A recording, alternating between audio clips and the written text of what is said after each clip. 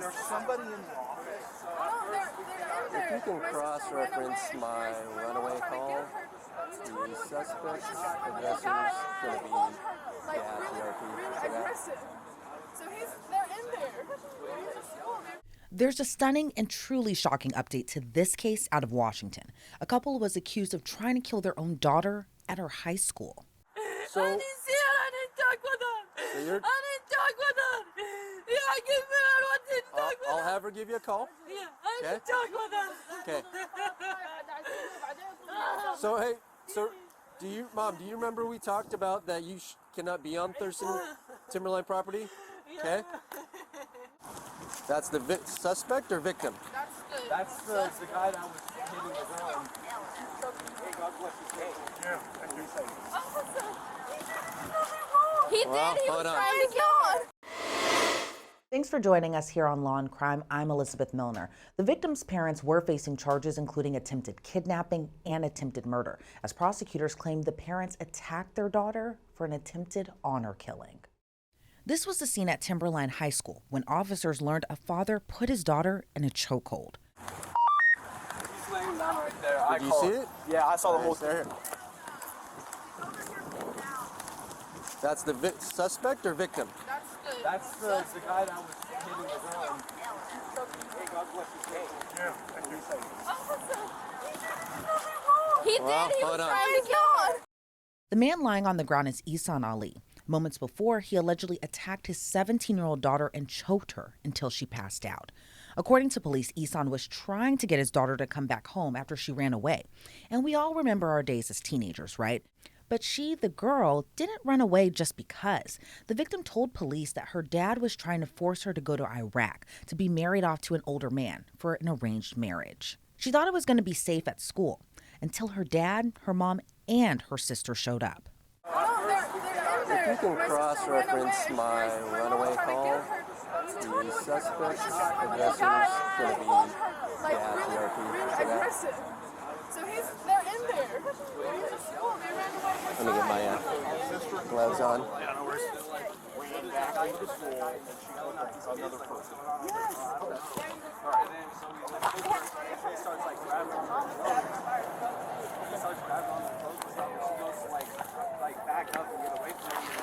I'm going to get him up to my car. Make sure you got nothing on him. I don't have nothing. I don't have nothing, man. Oh, I got one inbound. That's mom. I know. I'm with it. Hansa? Hey, get up. Okay, we're going to walk to my car over here, okay? Hang on tight. Walk forward. Okay. So just right. So you're detained right now. Okay. You understand that? Walk forward. Okay. Walk forward.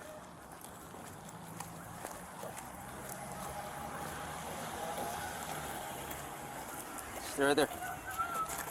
I'm gonna pat you down for weapons. Okay. You got any weapons on you? No.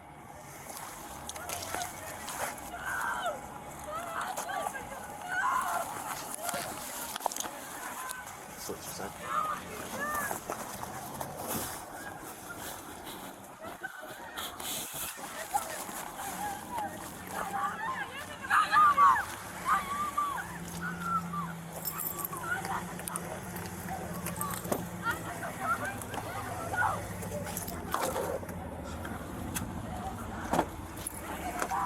Hop in first up.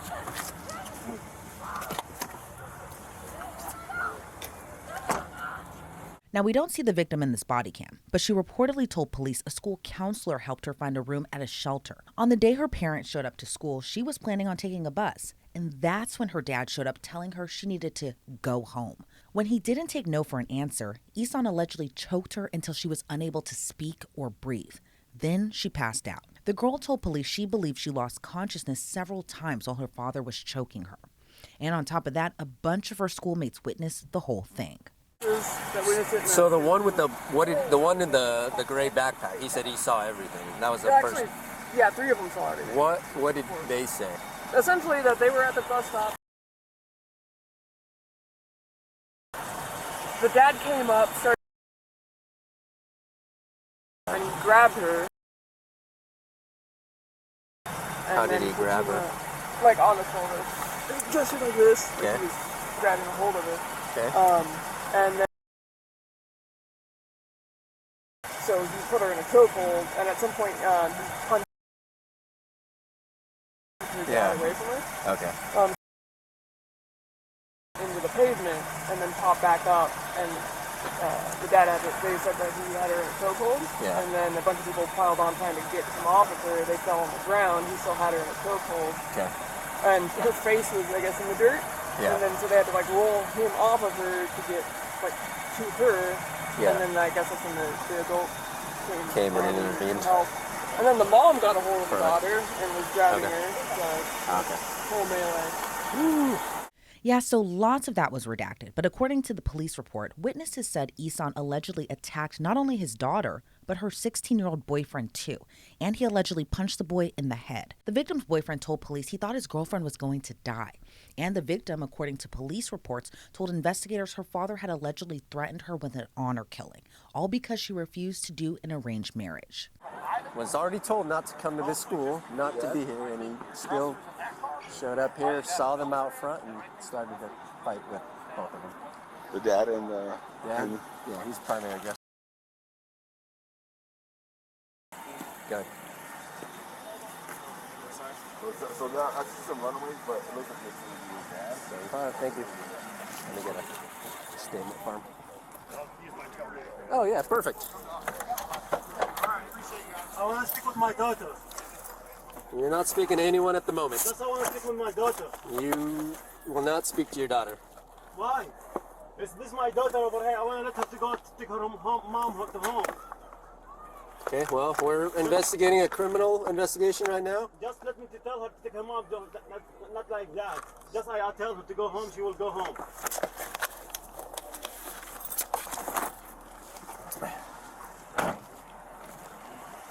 I ran out of statement forms. Do you have any? I'm not going to come and have them fill out. Who is this? That's mom and sister. Mom, sister, and dad have been tracking runaway. Tracking. She's okay. Okay, so I had it right. That's something about track. Who are these people? Witnesses? They came and saw suspect dad beaten,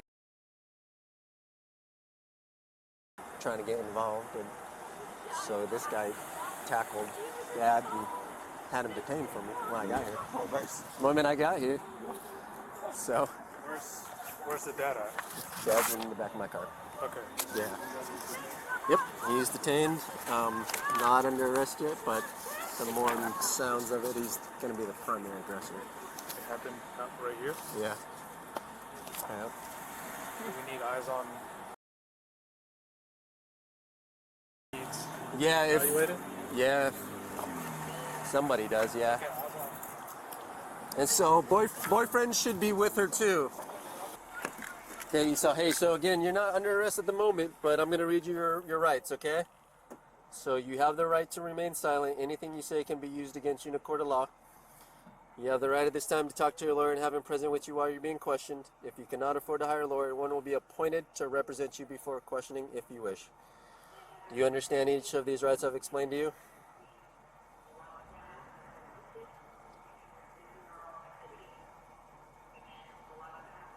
I want to speak with my wife. Let her go. Do you understand these rights I've explained to you? Zahra! It's a yes or a no, okay? Zahra, تعال هنا! So everything's audio, video recorded, okay? Okay. So do you understand these rights I've explained to you? حنين! زهراء! أخذ السيارة منها وديتها ليبوقوها! I need a yes or a no, okay? Or I'm going to assume you don't أخذ want to السيارة speak. منها يبوقوها! السيارة يبوقوها! The 17-year-old victim was taken to the hospital. According to police, she had scratches on her neck, throat, and difficulty swallowing. Plus another shocking thing. With the victim's mom and sister there during the incident, you would think they might be there to protect her, right?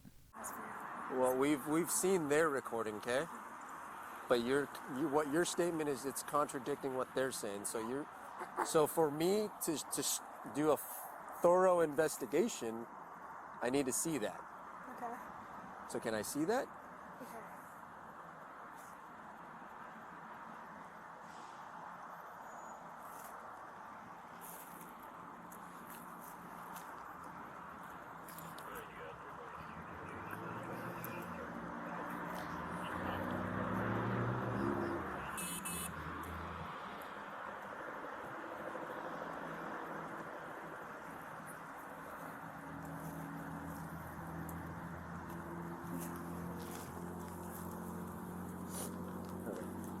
Can you He go? was choking me. This dude. But that's the point. He's already detained. Do you have anything that goes back? Because I arrived in that scene. I know, but you said you had. I just.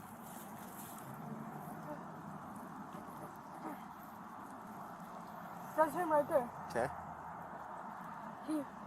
He punched me right there. See, he's trying to he punched me because he threw my phone. I was holding it like this and he threw it right there. Let's see. And that's why it got cut off right here. See? I was recording because I could see it, and he was right there. I was trying to, he threw my phone, that's why I cut, and then that's when he was trying to get to me. You see how she's holding him? Yeah. No, but you said that. I told you, I just got onto the scene. Did you not get a recording from everyone else? I don't know. We did. And I just, like I said, yours contradicts what they're saying. So I want to hear your side, right? We've gotten their statements, their recordings. Okay. See, this person, I don't know why she's being, why she's in the scene, and why is he choking? Yeah. He's choking. This is not a crime either. They're choking. That's like murder. They're choking him down. When I just showed the first video of the guy. They're detaining him. Okay. He had a right to be detained. Okay. What do I do now?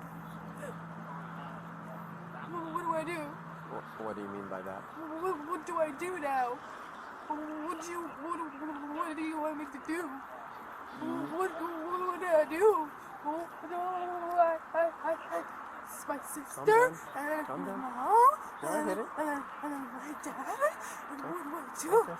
So Well, who's you- gonna have it? So Who's your gonna, mom- to your- my siblings. Your mom's not involved, and you're not, other than being here and seeing it, right? So you, and My you're. siblings, my siblings, my little brother, my dad.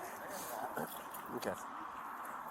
Well, you guys will be fine. No, Okay. it's not fine. How is this fine? How is this fine? How can you say that? How can you say that? How can you say that? How do you? I know there's a lot going on. How do? The best how thing do you can you do right say now that? is let us do our investigation, and then we can give you more information about what's going to happen with your sister and what's going to happen with your dad, okay? So what we need from you is to just kind of try and relax as much as possible, give us a good statement. In a little while, you'll be able to talk to your dad. So right now, you're going to have to play the waiting game, right?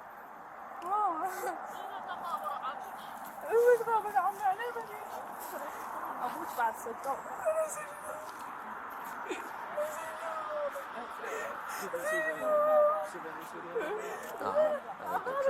I don't think they have anything this back. They may, but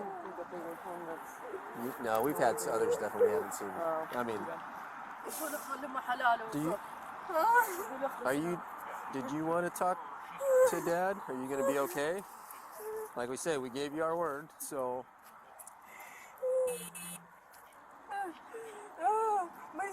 My sister, she's calling me. Okay, well, we're going to. My sister. He's going to go to somewhere How else. long is gonna be gone? Well, we're still doing an investigation. He's not going to be far.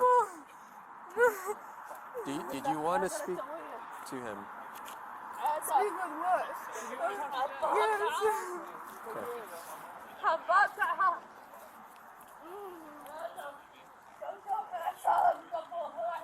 Understood? You need to go home. So she can't be here technically. There's a trespass, right? It's not through city yet, but so Timberline wants her trespass, right? So remember that? There's a restraint, anti-harassment, right? Yeah, but the whole family's here because Understood. But technically, I'm gonna give you some grace, right? But you need to take her home. Okay? If you guys don't go home, we're gonna arrest her too. Okay? But we're not gonna do that right now. There's too much going on. what about my sister? She's going to the hospital to get checked up on. Hospital? Yes. Which one? St. Pete's, but we can't have you go there yet. You need to go home. Call me. I need Okay. updates. Yeah. My phone number. Okay. Yeah. But you need to get your mom home. Okay? Just 1 minute. I need. So is that something you can... I need. If she go to the hospital, I need updates. Okay. But I need... Mom, she will get. Okay, you need to get mom home. I will get home. What would you Right need now. updates? I'll give you my word. I'll give you my word. Yeah. Okay. So if you can convince mom, okay?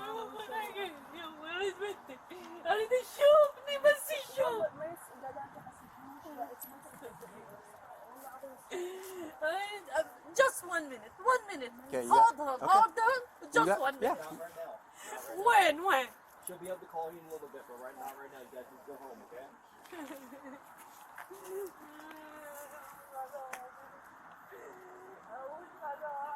Where are they going? Or is it that one? Maybe. Yeah, I thought it was...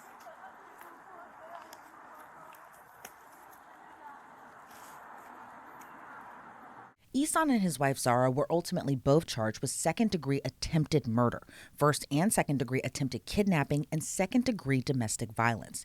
Ihsan also faced a fourth-degree assault charge, and Zahraa was charged with violating a domestic violence protective order and second-degree burglary. Now, the two went on trial this summer. Prosecutors argued Ihsan was furious with his daughter and placed her into a chokehold, squeezing her neck while students tried to stop him. The defense claimed the entire incident was less than a minute long, and there was no clear evidence that Ihsan or Zahraa tried to harm their daughter. The defense argued that they were trying to get their daughter home because she ran away for the second time that month. A bus driver reportedly testified he was working his normal shift. He approached the high school's bus stop and thought it was just a bunch of rowdy kids until he saw a man fighting with students. The driver testified he blew his horn to break it up, but the man didn't stop. When he left his bus, he yelled at Ihsan to let her go. Another witness was coming back from lunch with her husband when she saw the fight, also thinking it was an altercation between teenagers until they got out of their car. The victim testified in her parents' trial, too. She owned that she talked back to her dad, but she also said that she was afraid of dying that day. She testified after her dad placed her in a chokehold. When she woke up, she remembered hearing her mom's voice and noticing her mom was holding on to her by her neck and chest, but testified her mom wasn't trying to hurt her. When the jury deliberated on the case, it took them a little bit of time to come back with their verdict. They deliberated for 3 days. But the jurors ultimately acquitted the parents of attempted murder, and they were found not guilty. However, Ihsan was found guilty of assault and unlawful imprisonment, while Zahraa was only found guilty of violating a protective court order. I'm joined now by former criminal prosecutor Dan Shore. Dan, always great to see you. Were you surprised at all by the jury's decision, especially since they deliberated for days? I was a little bit surprised, but I think sometimes it's tough in cases like this to show the intent for attempted murder. There was the acquittal of attempted murder. There's no real dispute that an assault happened. A lot was caught on video. There are witnesses there. But for the first degree assault, for attempted murder, for attempted murder, you have to show that your intent was to kill someone. And that's hard to show in a case like this. So I think that's why the jury reached this verdict. Sometimes when juries deliberate for a long time, also it's a sign that there's disagreement in the jury. I've seen that in cases I prosecuted, and often the result is what we sometimes call a compromise verdict, where they convict on some charges and not others. So a lot of times when there is long deliberations, it leads to a verdict like this, where there's a conviction on some charges but not others as a compromise. And given that prosecutors alleged that this was an attempted honor killing, why do you think that didn't translate into the jury's mind as attempted murder? It's always hard to read the tea leaves with jurors, but one possibility, because deliberations were going on for a while, is maybe there were a couple of holdouts. So maybe some people thought that there was an attempted murder, and maybe others were not convinced that that was the intent of the parents. I know that certainly the prosecution theory was that this was an honor killing attempt. But to show that that was the intent of the defendants here, of the parents, I think some people find that hard to accept, even though we unfortunately do see tragically parents do sometimes kill their own children. I think people want to believe that maybe they were assaulting someone, but they did not want to kill. At least some jurors believe that, and there wasn't enough to convict on that. And it makes sense because going back to what you had said earlier, just about the split decision when it comes to the verdict, there were some guilty counts. There were also some not guilty counts, as we know now, too. And just reading up on the testimony where witnesses said that the victim's eyes rolled in the back of her head, her face was pale, her lips were blue. She was attacked by both her mom and her dad. What do you make of everything that the 17-year-old victim went through that day, especially at school? It's horrendous. And of course, it's not just that day, it's everything leading up to that day, that she said that she was being forced into a marriage in another country that she didn't consent to an older man. And she wanted to avoid that. And she was trying to escape, and that her parents were enforcing their rule by attacking her and choking her. And we know that this happened because there are witnesses, there's video. So for someone to be physically treated like that by their own parents is just heartbreaking. And it's a good thing that law enforcement got involved, prosecuted the case. And as I said before, sometimes it's tough to prove the intent of a defendant in a case like this. And that's what was the shortcoming in the jury's eyes, I guess.